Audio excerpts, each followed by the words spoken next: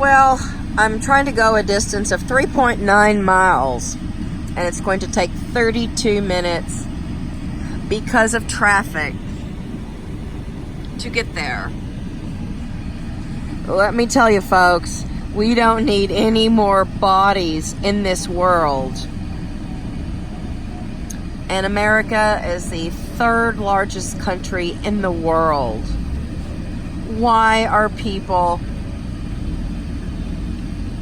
not refraining from reproducing?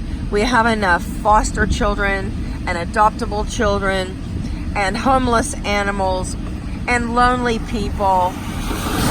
There's just no need to add more traffic and more complication to the fucking world.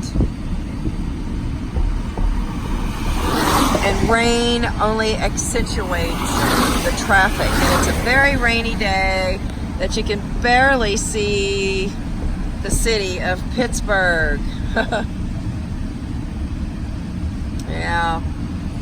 Lovely, isn't it? Bad weather sucks.